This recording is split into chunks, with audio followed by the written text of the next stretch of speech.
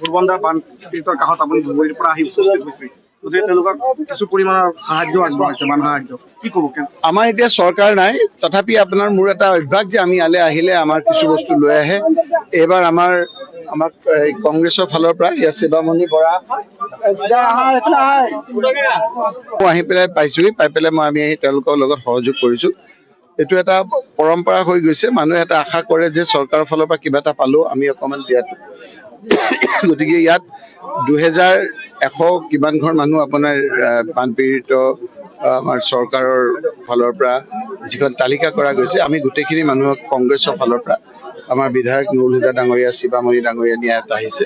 এইসকলে মিলি আমাৰ কংগ্ৰেছৰ ফালৰ পৰা অলপ যিমান পৰা যায় ত্ৰিপাল আৰু আমি কিছু বস্তু আমি সাহায্য বিতৰণ কৰিছোঁ। চৰকাৰৰ ফালৰ পৰা সাহায্য আগবঢ়াইছে যদিও 1.5 কেজি চাউল আছিলে। মোৰ এটা অভ্যাস যে যেতিয়া বানপানী সময় হয় মই কাকো সমালোচনা নকৰোঁ।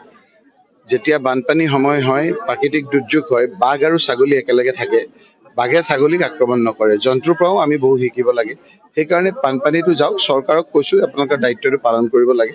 চৰকাৰে এই সময়খিনিত বানপীড়িত ৰাইজৰ খবৰ ল'ব লাগে। এই সময়খিনিত বানপীড়িত ৰাইজৰ ভোক লঘোণে থকা লোকসকলৰ, কথা ক'ব নোৱাৰা জীৱ জন্তুক এইসকলক সাহায্য দিব লাগে।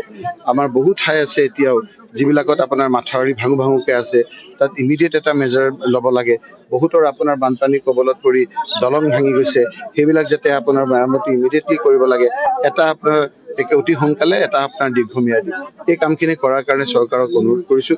চৰকাৰ এনেকে বহু ক্ষেত্ৰত দেখিছোঁ ক'ৰবাত আহিছে, ক'ৰবাত অহা নাই। গোটেই ৰাজ্যখনৰ যদি চৰকাৰ হয়, তে গোটেই ৰাজ্যখনত সমানে যাব লাগে। যদি কোনোবাৰ এটা অংগ যদি নাযায়, কোনোবা অংগ যদি দুৰ্বল হয়, তেতিয়া গোটেই ৰাজ্যখন আগবাঢ়ি যাব নোৱাৰিব।